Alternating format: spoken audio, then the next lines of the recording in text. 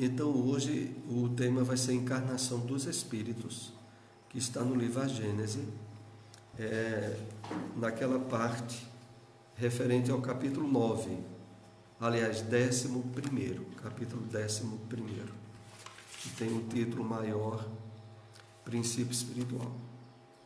Vamos ver aqui a introdução do livro O Evangelho comentado por Emmanuel de Mateus, capítulo 7, versículo 20. Trabalhemos na edificação de todos. Observemos o que estamos realizando com o tesouro das horas e de que espécie são as nossas ações, a benefício dos semelhantes. Evitemos estragar-nos com queixas e autocondenação, diligenciando buscar, isto sim, agir, servir e melhorar-nos sempre. Vamos fazer aqui alguma reflexão em cima desse texto para dar início ao nosso estudo. Então, claro, na medida em que nós espíritas tomamos conhecimento das leis que regem o mundo físico e o mundo espiritual sobretudo, e começa a perceber que a harmonia, o progresso, a perfeição é destino de todos, nós passamos a ter condições de equilíbrio emocional, psíquico e espiritual que nos habilita a enfrentar as situações, as dificuldades do mundo de provas e expiação, sem abrirmos campo para queixas, autocondenações, autopunições e sofrimentos emocionais, sobretudo nos dias atuais, que atingem a grande maioria da humanidade.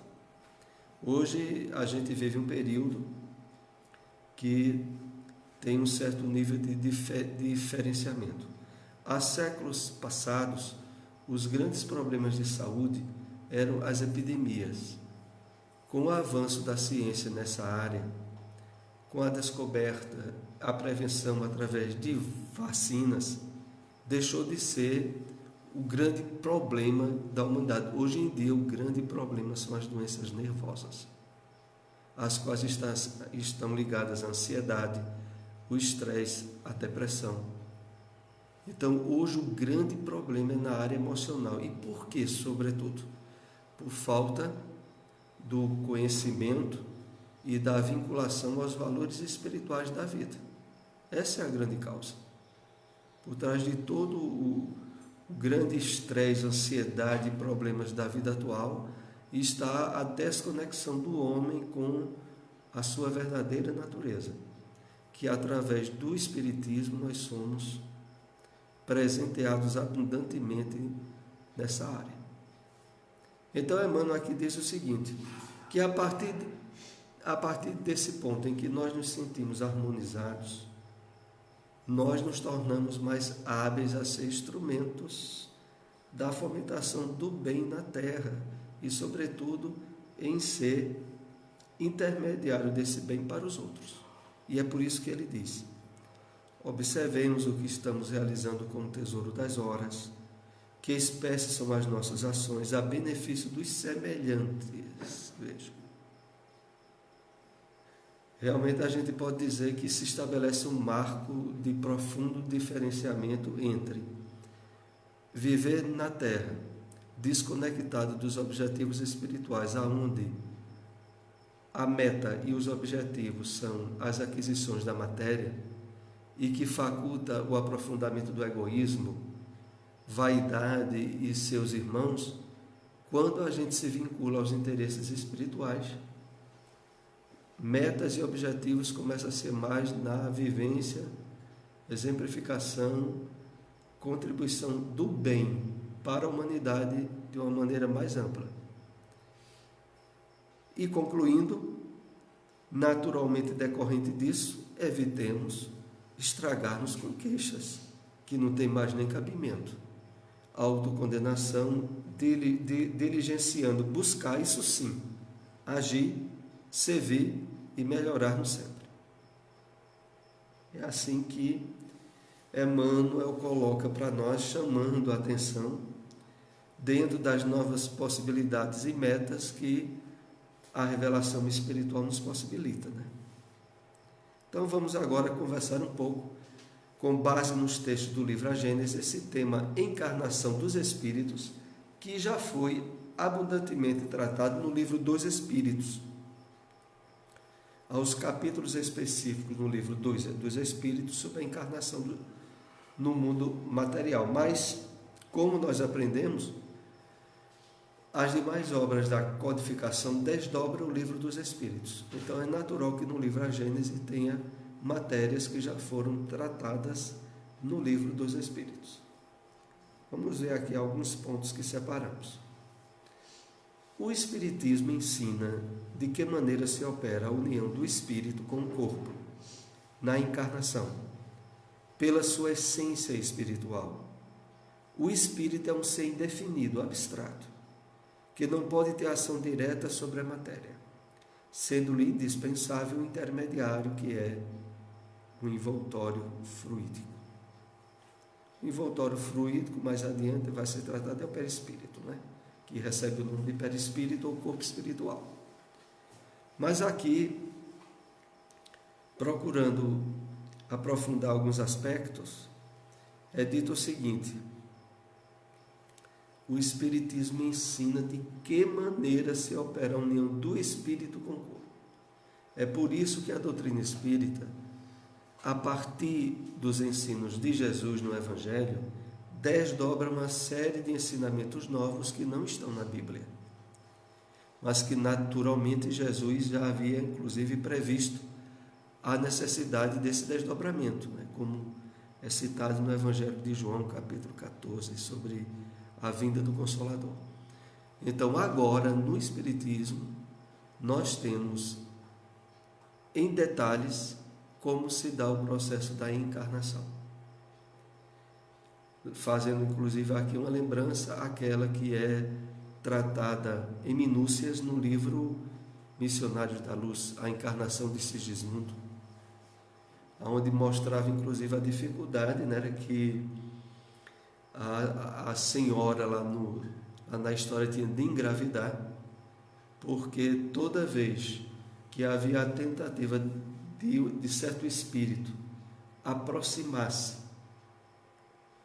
as possibilidades de formação do óvulo para ele encarnar, o esposo houvera no passado espiritual, em outra encarnação, sido vítima daquele espírito.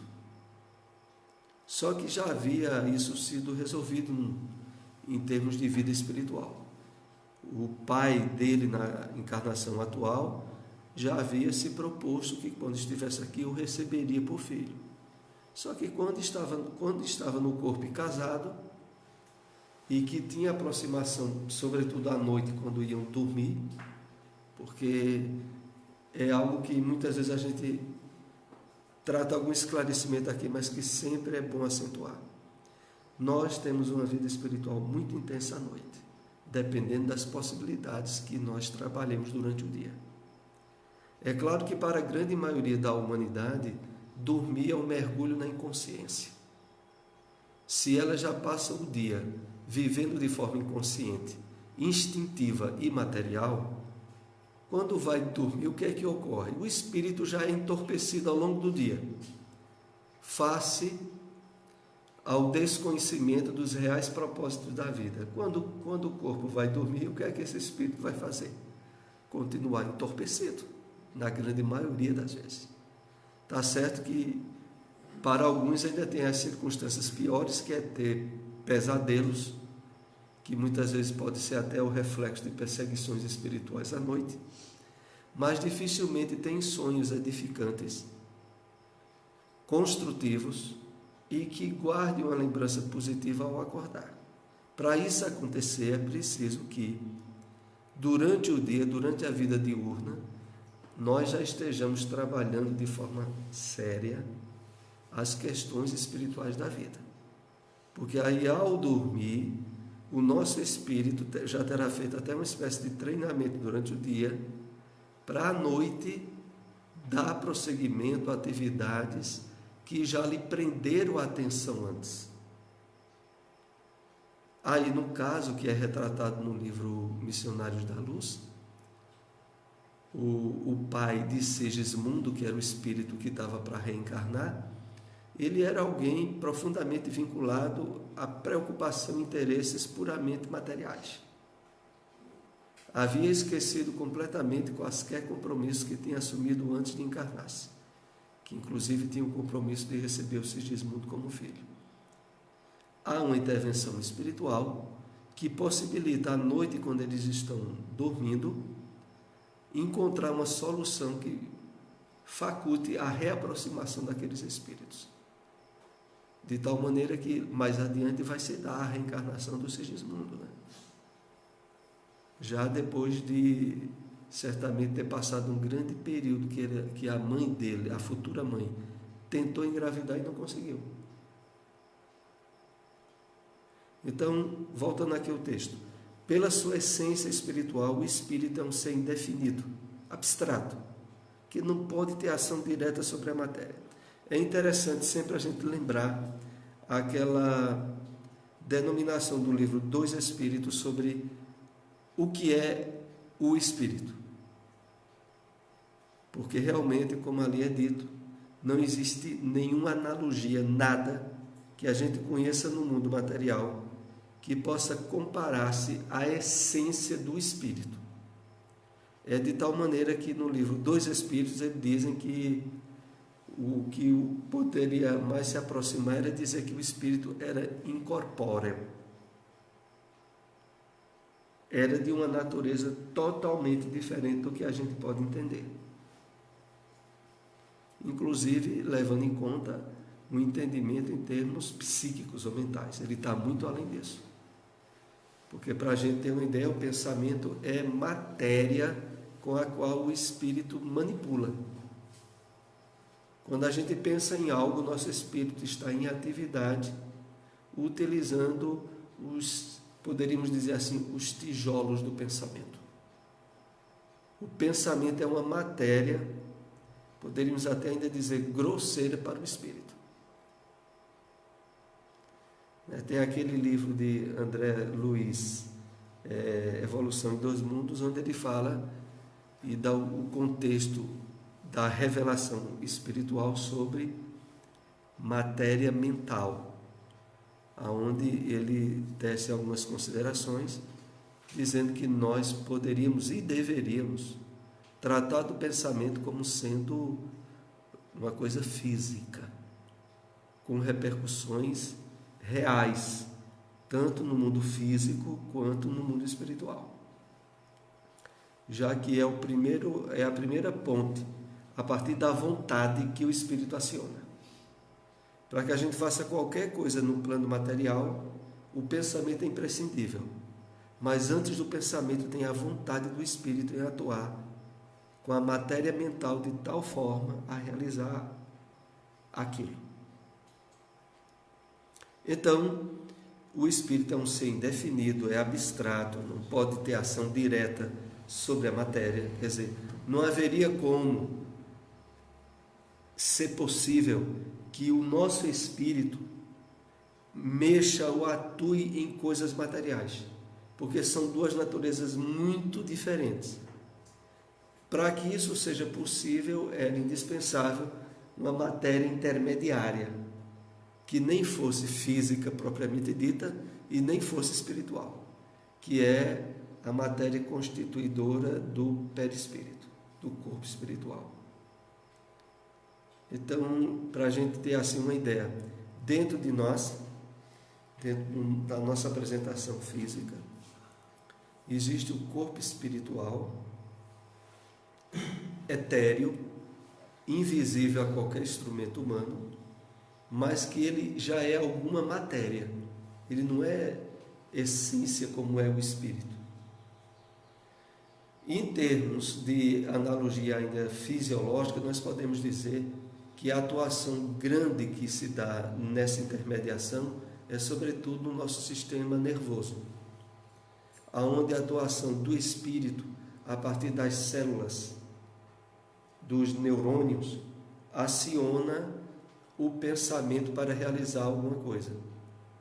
Então, ali no nosso sistema nervoso está a impregnação abundante nessa intermediação, onde o espírito aciona, através da vontade, o pensamento faz suas conexões nos neurônios do nosso cérebro e a gente realiza alguma coisa. Então, é um pouco que a gente poderia entender dessa atuação, que não pode ter ação direta sobre a matéria, sendo-lhe indispensável um intermediário que é o envoltório fluídico. Esse envoltório, denominado perispírito, faz de um ser abstrato do espírito um ser concreto, definido, apreensível pelo pensamento. Torna-o apto a atuar sobre a matéria tangível. O fluido perispirítico constitui, pois, o traço de união entre espírito e matéria, veículo ao pensamento para transmitir o movimento às diversas partes do organismo. E daí, naturalmente, a gente passa a compreender que quando, por exemplo, um espírito, devido a erros graves do passado, desequilibra o seu corpo espiritual em determinada área, e esse desequilíbrio provoca alterações fisiológicas, aonde o sistema nervoso se torna inoperante em atuar ou resolver. Então, por exemplo, determinadas doenças congênitas, tanto na área física propriamente como na área psíquica, aonde desde a reencarnação a perturbação do corpo espiritual impregnou de tal maneira durante a gestação a parte física que quando a criança nasce, ela já nasce com problema. Para a ciência materialista do mundo, a busca de causas genéticas e hereditárias, que infelizmente, se pode dizer muitas vezes, não resolve, porque às vezes se procura traços hereditários e não acha ninguém na família, e a criança nasceu com problema, porque o problema era com ela, não era com o corpo, era com o próprio espírito, né? Quando o espírito tem de encarnar num corpo humano, em vias de formação, um laço fluídico, que mais não é do que a expansão do seu perispírito, o liga ao germe que o atrai por uma força irresistível. Entendamos aqui germe como óvulo. Desde o momento da concepção. À medida que o germe se desenvolve, o laço se encurta. A gente tem alguns traços bem claros disso ainda nesse capítulo do livro Missionários da Luz, quando Sigismundo está entrando em processo de reencarnação. E ele começa a perder a noção em termos de pensamento, porque a aproximação vai criando uma espécie de inconsciência no espírito. E ali é narrado em detalhes o que ocorre. Um fenômeno particular acompanha sempre a encarnação do espírito, desde que este é apanhado no laço fluídico que o prende ao germe, entra em estado de perturbação, que aumenta à medida que o laço se aperta, perdendo o espírito nos últimos momentos toda a consciência de si próprio, de sorte que jamais presencia o seu nascimento, ou poderíamos dizer renascimento também. Então é um fenômeno particular que acompanha a encarnação de qualquer espírito. Essa perda de consciência nos momentos em que está se dando a sua encarnação. Ao mesmo tempo que o espírito recobra a consciência de si mesmo, perde a lembrança do seu passado.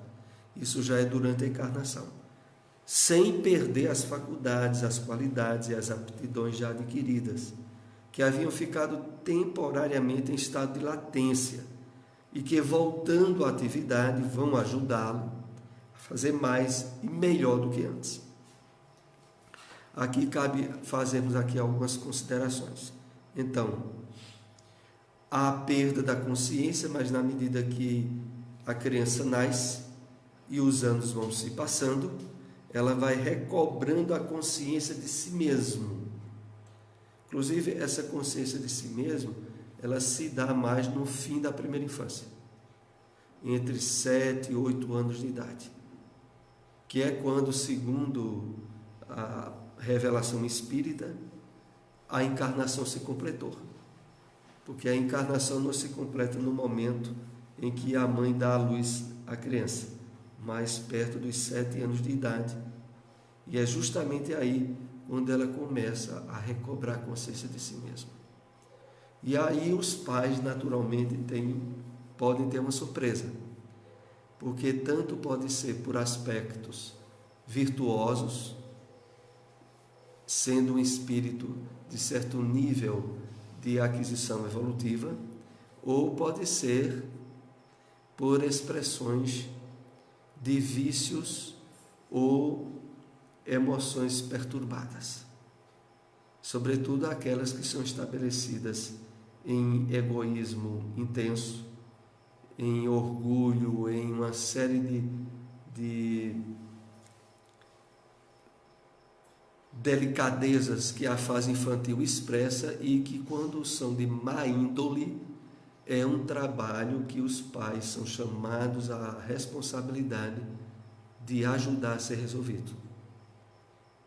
Porque é assim, isso, pelo menos no padrão comum, até os 6, 7 anos, é a ingenuidade e a angelitude no ser.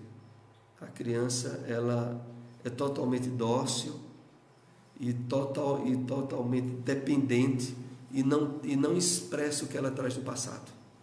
Quando vai entrando nos 7 para 8 anos de idade, ela começa a expressar o que é que ela traz do passado. E na grande maioria dos casos nossos, não é um passado agradável. Mas aí, como diz aqui o texto, as qualidades e as aptidões já adquiridas, que haviam ficado temporariamente em estado de latência, vão voltando à atividade. Ou seja, a criança também ela começa a expressar determinada possibilidade de vocação, de interesse em alguma área, que pode ser até alguma área de música, alguma área artística, desde que essa área ela já tenha trabalhado muito no seu passado encarnatório.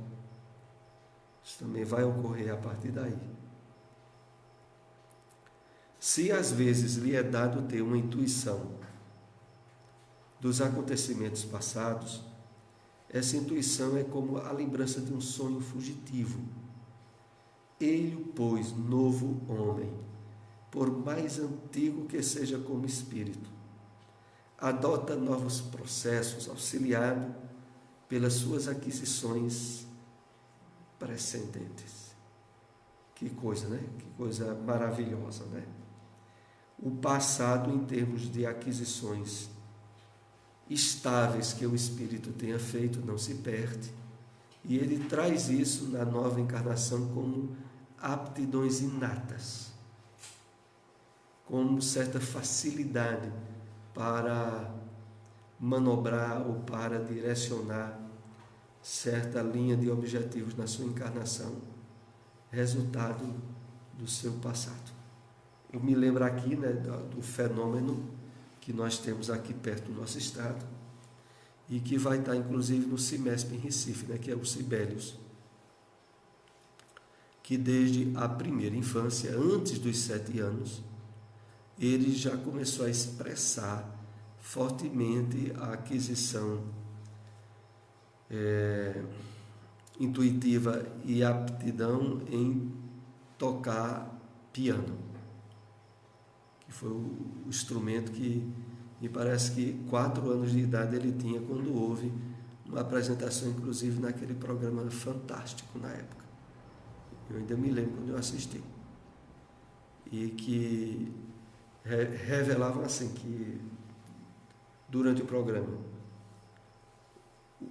o pai dele tinha um piano em casa, mas, claro, nunca tinha ensinado e nem tinha botado uma criança com 4 anos de idade para tocar no piano. Só que em determinada noite, quando acordaram de noite, ele estava no piano tocando. Só que estava tocando como toca alguém que só consegue, depois de anos e anos, se dedicando ao estudo de música num piano. Que entre tantos instrumentos, piano é colocado como um dos mais difíceis de ser bem tocado, devido à multiplicidade de tons e de subtons que o instrumento possibilita. E a partir daí, isso foi se desencadeando, né? Apesar de que ele trouxe do passado uma questão neurológica, né? Porque ao mesmo tempo que ele tinha esse lado artístico profundamente desenvolvido, havia uma questão neurológica do passado dele que acabou especificando um nível de certa imaturidade emocional para a idade dele. Mas ainda hoje, como vai ter esse final de semana em Recife, agora ele já tem, acredito que mais de 30 anos de idade. Então, às vezes lhe é dado ter uma intuição dos acontecimentos passados. Veja, essa intuição, ela só é tão sutil devido, sobretudo, à misericórdia divina, né? Que tal como é colocado naquele livro, o Evangelho segundo o Espiritismo, no capítulo 5, Bem-aventurados os aflitos, no item esquecimento do passado, é a misericórdia divina que possibilita que a maioria de nós não tenha recordação da vida passada. Eu me lembro de um caso curioso nisso, que eu vou contar porque eu não vou dizer o nome das pessoas e só ela é que sabe que se passou com ela. Mas é uma pessoa espírita. Essa história começa com alguém lá do Bezerra de Menezes que faleceu há um ano atrás, Cleison, que tinha um problema de diabetes, que atingiu a vista dele em parte e que depois possivelmente foi a causa de um infarto. Apesar dele ser relativamente novo, estava com uns 40 anos de idade e teve um infarto. E o infarto foi de madrugada e ele faleceu. Só que Cleison conhecia uma tia dele que tinha certas faculdades mediúnicas e paranormais grandes, apesar de não ser espírita. E teve uma vez que ele foi a essa tia, porque ele estava com o olho praticamente cego devido a diabetes. E ele foi pedir um esclarecimento, uma orientação da tia. A tia disse: olha, você acaba de pagar uma dívida importante sua com a perda da visão desse olho. Veja, ela não era espírita. E aí uma amiga de Cleison, esse é o caso mais interessante, que passa por certos problemas pessoais, dificuldades na área da família, de formação de uma família. E era bem amiga de Cleison. Disse: mas Cleison, pergunta essa tua tia, será que tu podia perguntar a ela se ela poderia me dar uma explicação do meu passado? O que é que eu fui? Por que é que eu tenho essa dificuldade grande na área afetiva? E Cleison disse: certo, eu vou saber com ela. Cleison disse a ela o seguinte, que no outro dia, quando foi na casa dessa tia, quando a tia abriu a porta, a tia disse assim: diga à sua amiga, mas ela deu uma esculhambação. Diga que ela foi uma série de coisas que você pode imaginar o que não presta. Diga que ela foi tudo isso. De cafajeste por aí, foi o mínimo. Só que ele não chegou nem a perguntar a ela. Ela já disse na porta. De tal maneira que quando o Cleison deu o resultado, ela disse: meu Deus, eu já vi que realmente é pouco as dificuldades que eu passo. Mas veja que coisa, né?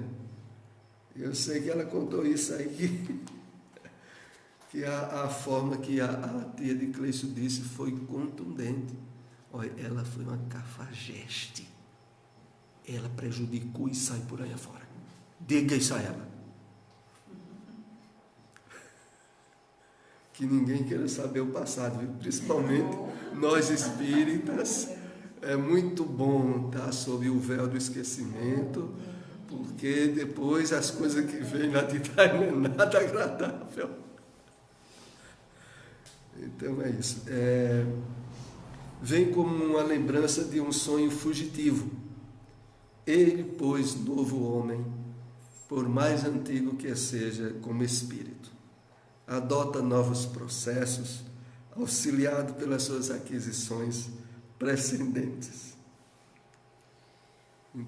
Interessante é que ela, contando isso, ela não se contia de rir, porque ela disse, mas Cleito, disse que foi uma esculhambação na porta quando ele chegou.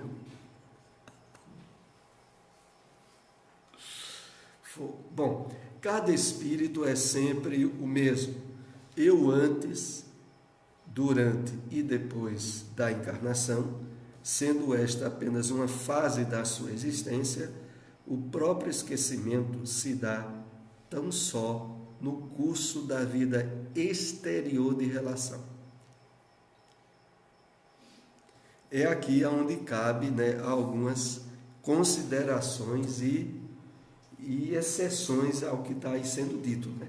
Porque veja o que está sendo dito aqui. Cada espírito é sempre o mesmo eu, antes, durante e depois da encarnação, sendo esta apenas uma fase da sua existência. Certíssimo. O próprio esquecimento se dá tão só no curso da vida exterior de relação, nem tanto.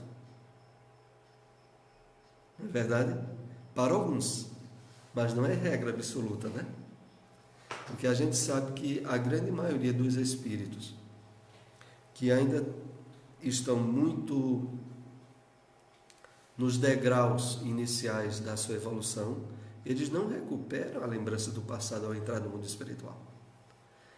Muitas vezes recupera mal a última encarnação, para ter acessos a encarnações anteriores só através de processos de regressão de memória no plano espiritual.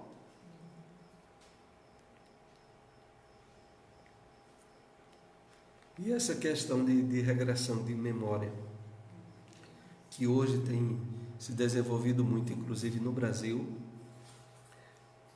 se a gente for analisar direito, não é puxando brasa para a sardinha, mas foi na revelação espírita que isso foi colocado muito antes de ter estornado no mundo material em que nós estamos. Porque a gente sabe que desde as obras de André Luiz, né, sobretudo Ação e Reação, a uma da espiritualidade mostra os processos de magnetização para acesso a lembranças passadas, e de tal maneira que aquela lembrança não seja danosa, seja positiva. E depois é que isso entrou para o mundo material em que nós estamos encarnados, né, dos anos 70 para cá. Nos anos 70 que nos Estados Unidos surgiu o estudo em psicologia para a utilização da terapia de regressão de memória.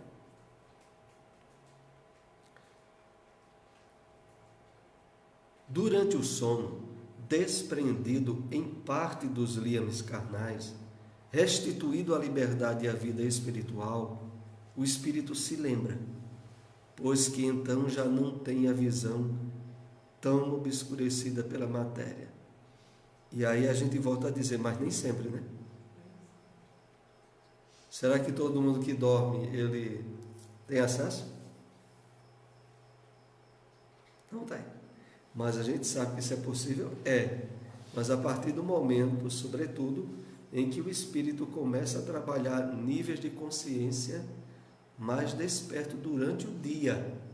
Porque senão o seu sono e os seus sonhos é reflexo da inconsciência, dos instintos e dos valores puramente físicos que normalmente entorpece a mente durante a vigília e durante o sono.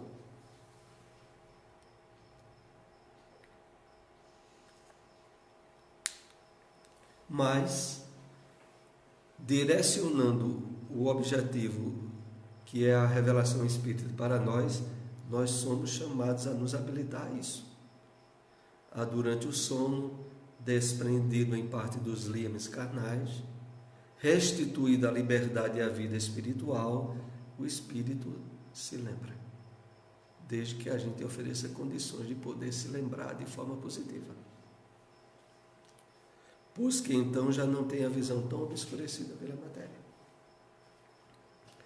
É o que faz, como nós aprendemos em inúmeras obras de André Luiz, as atividades, as incursões que o espírito faz durante o sono do corpo e que pode guardar maior ou menor ou nenhuma lembrança do que fez durante a noite.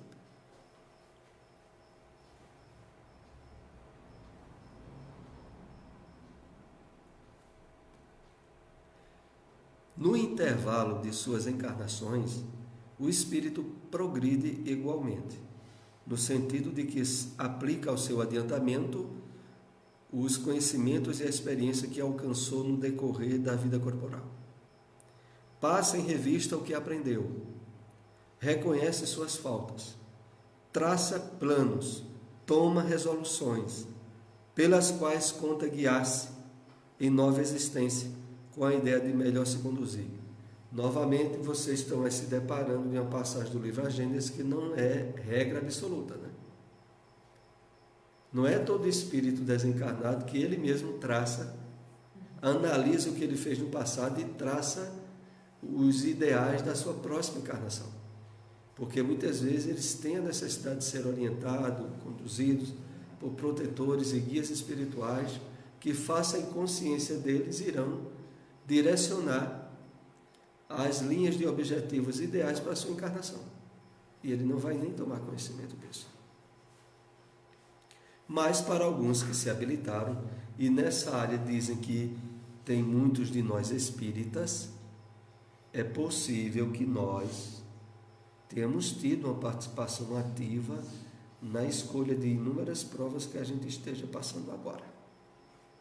Sobretudo quando, ao longo da nossa experiência encarnatória, a maioria de nós aqui já tem 20 anos, conseguiu-se, mesmo numa linha de inúmeros obstáculos ou dificuldades, ter encontrado o Espiritismo, ter se aberto a uma proposta de renovação espiritual em tempo, o que é muito significativo de que, de certa maneira, uma linha de propósitos delineada antes da nossa encarnação logrou êxito, ou pelo menos está em andamento.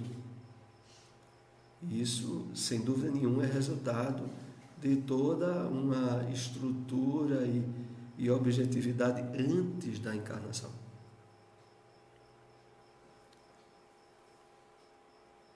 Vamos agora para o último slide. À medida que progride moralmente, o espírito se desmaterializa, isto é, depura-se, como subtrair-se à influência da matéria.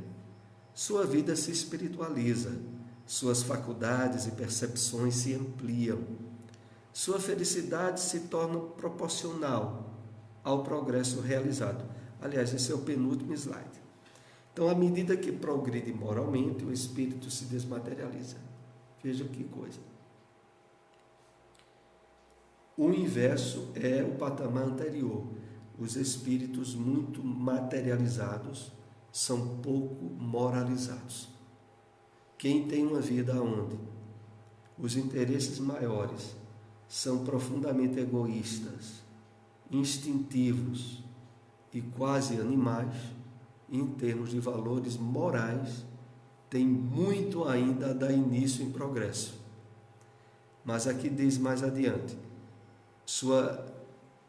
com o subtrair-se à influência da matéria, sua vida se espiritualiza, suas faculdades e percepções se ampliam e sua felicidade se torna proporcional ao progresso realizado. Veja, tudo isso mesmo durante a encarnação. Então, algo muito importante e valioso para qualquer um de nós. Quanto mais nós estivermos nos empenhando na conquista de valores e virtudes em termos espirituais plenos, mais felizes nós estaremos mesmo durante a encarnação. À luz do Espiritismo, felicidade significa, sobretudo, harmonia com as leis de Deus. Essa harmonia vem da nossa espiritualização. Então, o projeto real de felicidade que a gente poderia sempre estar atento e delineando na nossa encarnação, qual é? Espiritualizar-se o máximo, porque significará estar muito de bem com a vida e com a experiência reencarnatória. Vamos para o último slide aqui. Em virtude do seu livre-arbítrio, pode ele, por negligência ou má vontade, retardar o seu avanço, prolonga consequentemente a duração de suas encarnações materiais, que então se lhe torna uma punição, obrigada a recomeçar a mesma tarefa. Depende, pois, do espírito abreviar, pelo trabalho de depuração executado sobre si mesmo, a extensão do período das encarnações. Vejam como é o entendimento que a espiritualidade vai dando a nós. Há de que estar bem, pleno, em harmonia profunda com os objetivos da vida, não é estar reencarnado. A reencarnação é uma fase que, para o espírito, à medida que ele vai se aperfeiçoando, ele vai tendo menos necessidade. E é por isso que nos livros de André Luiz, é dito a nós que espíritos elevados, lá no livro Obreiros da Vida Eterna, o espírito de Asclépios, fala sobre ele nos primeiros capítulos, cada reencarnação dele não era em espaços menores do que 500 anos, porque já era um espírito que já detinha um nível de espiritualidade bem mais intenso, de alinhamento com as leis divinas. Então, veja, o objetivo maior não é estar encarnado, não.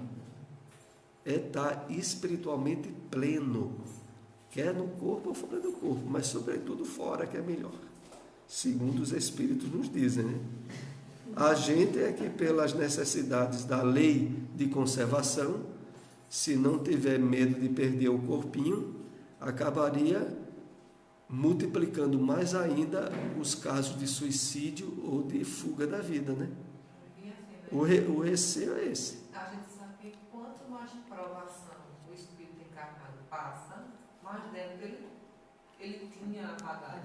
Hoje aconteceu uma situação que aí a gente só fica assim, uma amiga minha conversando, aí falando de doença, ela dizendo que o pai dela, que era uma pessoa muito boa, uma pessoa muito alegre, e que ele tinha Parkinson, mas ele vivia muito bem. E ele teve um AVC. E desse AVC ele perdeu a visão. Ele não consegue deglutir, ele tem aquela cirurgia que se alimenta pelo abdômen. E ele é dependente totalmente de uma pessoa. E ela disse assim, a família do meu pai, tem algumas pessoas espíritas, diz que ele é um espírito de muita elevação. E eu só assim, Certo. Porque não é.